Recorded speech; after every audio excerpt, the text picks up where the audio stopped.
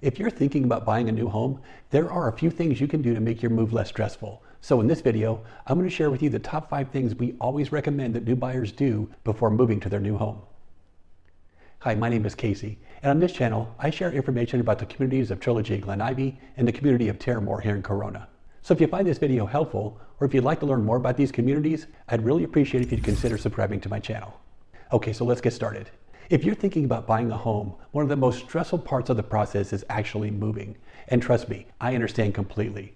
Nobody likes to move, but there are a few things you can do before your move that can make the process a little easier. So let me share with you the 5 things we always recommend that new buyers do. Number 1, change the locks. Now I know this sounds obvious, but you really should consider changing the locks as soon as you close escrow.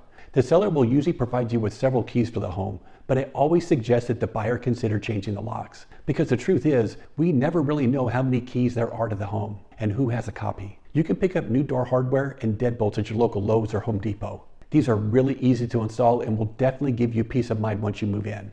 And if you don't want to change the actual door locks, you can always call a mobile locksmith. A locksmith can come out to your home and rekey all of your door locks so that they open with just one key. Now for me, this service is definitely worth it to increase the security for your new home. Number 2, set up your utilities. A few days before you're scheduled to close escrow, it's a good idea to go ahead and contact the utility companies and schedule the transfer of the utilities into your name. It's definitely easier to transfer utilities from the previous owner into your name while the utilities are still on. And if you do, this can usually be done without a break in service. But if the previous owner has already turned off the utilities, you may have to schedule a technician to come out to your home in order to turn them back on. And this could take several days to get an appointment. And you definitely don't want to close escrow on a Friday and try to move in only to find out that the utilities have been turned off. If this happens, you'll be without electricity and water over the entire weekend, and the excitement of buying your home can quickly turn into frustration. Number 3, do a deep cleaning.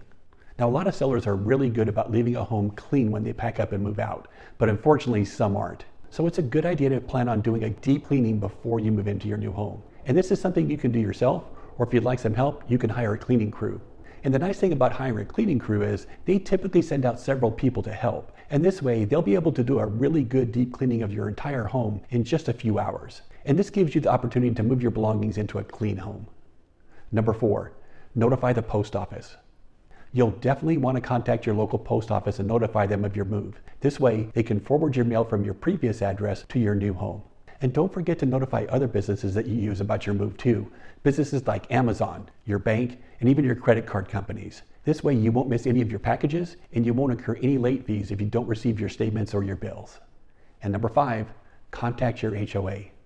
If you're moving into a community that has a homeowners association, reach out and schedule an appointment to meet with them. They'll be able to get your cars registered into the access system so you can enter the community gates. They'll also provide you with the key fob so you can access all of the amenities too. Plus, they'll set you up so you can receive information about upcoming events and activities in your community. The HOA is a great resource when you first move into a community, and they'll be able to answer any of your questions.